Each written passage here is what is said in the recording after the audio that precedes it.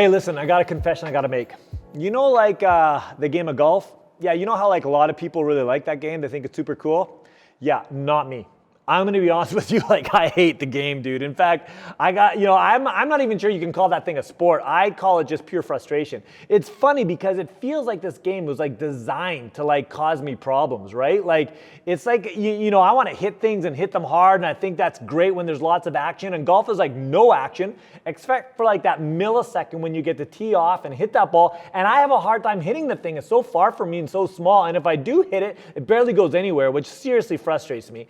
And then like I get distracted fast. Well, golf is like this long, focused game that takes like hours. And by the time I'm finished 1 or 2 holes, all I can think about is like 10 billion other things I would rather be doing than walking up and down fairways. And that's what we do. We walk. I would like to run. I would like to play. There's no running, no playing, no shouting, no yelling. People scream at you when they do, and they shouldn't even do that. And it's just like golf for me is a source of frustration. In fact, what I think is that when someone created golf, they designed it specifically to cause frustration in my life. Pretty sure that, because I every time I finish the game, I feel like a failure, right? The game is like against me. You know, it's one thing if you have an activity that you feel is against you, that's bad. And if you have to keep doing that activity because that's what your friends want to do or other people want to do, it's hard, you feel dumb, I get it. It's another thing when you have a person that's against you. Like that, man, that's another level of bad, right? And I think some of you probably even know what I'm talking about. You have this community or this place at school, every time you walk in the door, you know that there's these people who are actively against you in that moment.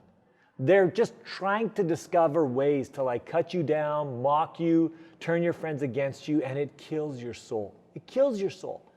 And you dread going into that space on like the daily. Now, I think it's so hard for us when we have people against us. On the flip side, man, if we have people for us, that's a completely different experience. When we know that every time we walk into the room and into the space, we know that that person is going to be there on our side, working for us, encouraging us, fighting with us. Like when we have that person in our life, you guys, that changes everything. I mean, you know what it's like to have that person who is for you. Some of you have experienced that when you know that they actually enjoy you, when they actually like enjoy your presence. They don't just welcome you in, they actually go looking for you because they want to be with you. Man, we love those kind of people in our lives, don't we?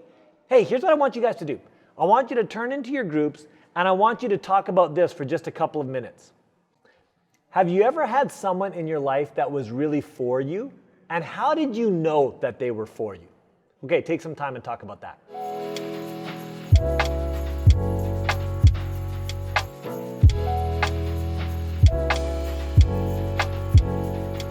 So, one of the things that's always going on in my mind, anytime I meet new people or I'm with people, I'm always having this thing in my head is like, do you like me? Do you like me? Like I can't get that like narrative out of there, right? And it's even affected me when I played sports. Like I remember when I was trying out for my baseball team. I was like 15 years old, trying out for the provincial team. And I remember like my big desire was I just wanted the coach to like me. So I performed hard for him. And I remember at the beginning of the year, I did really well. In fact, there was a funny thing about me. My dad would always say I was the best player at tryouts. I was a tryout player. I could bring my best, I could perform well, and then I would get the immediate affirmation and people would be excited about what's going to happen next. The problem is that once that started happening, I had this horrible fear of what's going to take place when I mess up. Like, will there be a point when that coach is no longer for me, when they don't actually like me, right? And I remember when I hurt my arm, I was pitching, I hurt my arm, and all of a sudden I realized real quickly that coach wasn't nearly as excited about me being there as he was before. And in fact, it got to a place where all of a sudden I realized I wasn't going to make the team, and I got dropped from the team. And I remember how difficult that was for me. Like I'd lost kind of that affection. I lost the love. I lost the appreciation from the coach. So hard on me. Hey, when it comes to like your relationship with God, do you ever wonder if there might be a time when you kind of like lose his love for you? I mean, maybe for some of you, you've never really got to a place where you've said, hey, I want to follow Jesus. I want to like, build a relationship with God. Maybe you've never been there because maybe one of the reasons is you've actually wondered if there is a God, could he possibly be for me? Like, could he actually love me? And maybe for some of you, you've kind of gone, hey, like I'm in, but I'm always afraid if I don't read my Bible enough, if I make a mistake, if I get it wrong, then he'll turn from me or he'll reject me or move me out. And there's this fear that we wrestle with. Well, we're looking at this verse in Isaiah chapter 9, verse 6, where it says that we have a God who is our everlasting Father. There's this picture of this God who never quits in loving us. Like a good father, that he loves us not because of what we can do for him, but because of whose we are. We belong to him, and so he continues to pour his goodness and his love out on us. And when we can experience that, when we know that, then even in the midst of darkness, you guys, there can be incredible hope. I mean, he is the best present ever, right? We have an everlasting Father. Okay, so there's this passage in the book of James that's near the back of the Bible. And James is speaking about this idea of how God is for us. And listen to what he says. He says, so don't be misled, my dear brothers and sisters. Whatever is good and perfect is a gift coming down to us from God our Father, who created all the lights in the heaven. Did you hear that? He says every single good thing we experience is actually a gift from God. Like, the good things that we have, no matter what we think about God, no matter where our relationship is with God, every single good thing we experience is actually from him. He is a good gift giver. Like, how great is that? It's interesting. It's Christmas time, right? So we're going to get all sorts of gifts from different people. And for the longest time, my mom would get really excited about giving gifts. She's a little bit older now, but she'd get super excited at Christmas time about giving gifts. Mostly she got excited about that when we were little children. She loved shopping for us when we were little kids. Now, here's the problem. We ended up getting older, but in Mom's mind, she was still shopping for her little kids, and we got weird gifts as we got older. Like, we got clothes that didn't fit. We got clothes that were way out of style. We got weird things that she picked up from the dollar store and stuff like that. And I remember coming to a place and just kind of going hey, Mom, we're not 13 anymore, right? I remember just thinking to myself, my mom doesn't even know me anymore. These gifts are becoming offensive to me. When I was a kid, great gift giver. As I got older, things just weren't going in that right direction. The reality is, you guys, that is nothing like God. God is a good gift giver. And he knows who you are. He knows the places where you are. He knows the stage of life you are in. And he brings good gifts to you in that space. He's a good gift giver. And it says that every good thing we experience has actually been given to us from God. And here's what that means for us, you guys, that if there was no God, we would experience no good thing, nothing. No matter what you think about God, no matter where you are, whatever good thing you experience is because there is a good God who loves you and wants you to experience his goodness. You guys, this is incredible. But the second thing he goes on and he says, not only is he is he the one that gives us every good thing, he goes on and he says, he never changes or casts a shifting shadow. Did you hear that? He says he never changes or casts a shifting shadow, that this is always who he is. He is always looking to do good to us. Now that creates a bit of a problem for us because some of the things we experience aren't actually good, right? For some of us, we're in really difficult circumstances, and certainly we know around the world there are people in really difficult circumstances. We get that.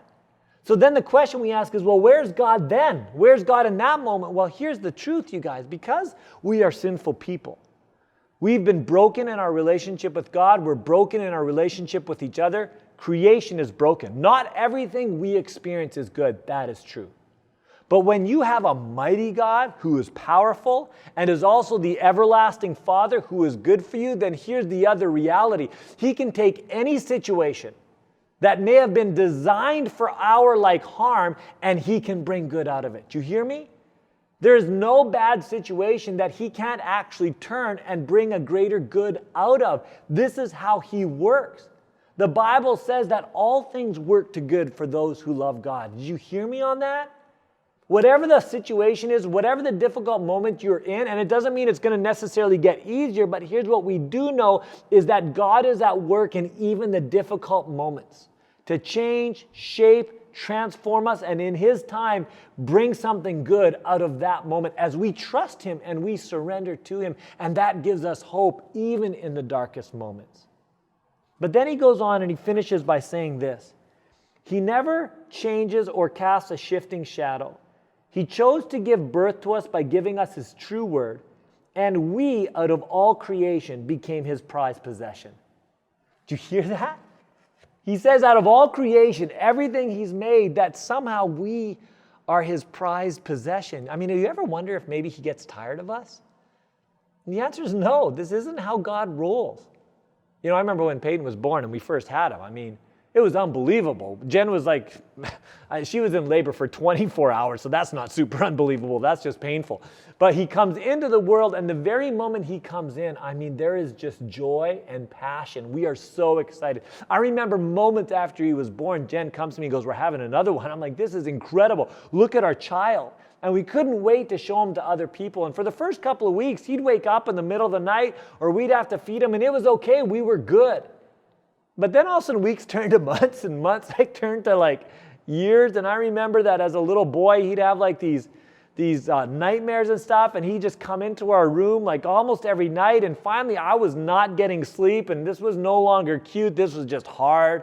I'm becoming grumpy, you know, and I'm turning to my wife. I'm like, man, it's been 3 years, no sleep. And she goes, it's not going to be forever. But then we're hitting like 13, 14, 15. And now, you know, he wants to talk about stuff at night, and I want to sleep. And like, this is hard for me. And then now he's at college, right? And he comes home from college. So now I'm going to sleep like pretty early. I'm an early to sleep guy. What does? He just comes and jumps into my bed. Like, it's no longer about me trying to help him go to sleep. It's about him keeping me from sleep. And now it's not like I have needs. Now this is like his joy to wake me up and cause me stress. I'm tired of this, man. I'm like, get out of my bed, my room, even get out of my house. Like now, seriously, get out now. You know what? Do you ever wonder if God gets to this place where he tires over us? Well, the Bible is clear. He says no. There's no space where he does that, man. We're his prized possession. He rejoices in doing good to us. Hey, I need you to hear this from me. This is our God, you guys. Every good thing we experience is a gift from our Father. He doesn't change. So he's always bringing his goodness to us, even in situations that are difficult and hard. And this is his passion for us. We are his prized possession. How is that even possible? Well, the scriptures say it's possible because of the work that he's actually done in our lives. Because of the gospel, or we would call it the good news, this reality that the first Christmas, Jesus Christ came to earth and became a human being. And then he died on the cross, took our sins on himself, and then 3 days later he rose again. He died for us, he sacrificed for us so that he could take our sins on him but put his rightness on us. We could be back in right relationship with the Father, and now we are his children. If we choose to follow him, we choose to surrender to him, we are his children, and now we get his goodness, you guys. His favor placed on us. And that doesn't change. You guys, this is the hope that we have in the midst of darkness. This is the hope that we are given in these really difficult times. We have an everlasting Father. Okay, in light of this fact that we have a good God who is always like pouring his goodness out on, that every good thing we experience is from him, I want you to just pause and talk about that for a minute. What is something good that has happened to you this past week that you should thank God for? All right, turn into your groups and quickly have that conversation.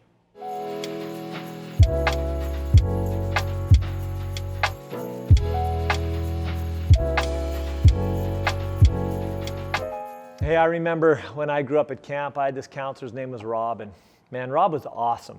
He had like awesome stuff. He had cool cars, and you know, his guitar was the coolest guitar at camp and stuff like that. That was pretty cool. But what was even more cool is that Rob would like let us drive his car when we got old enough. He'd let us like use his stuff, play his guitar. I remember scratching his guitar, and Rob was cool. Like, it was like it didn't even faze him. He was just like so good to us. And then the other thing about Rob that was crazy is we were like idiots, but he would enjoy us. Like, he would laugh at us, and he would want to be with us.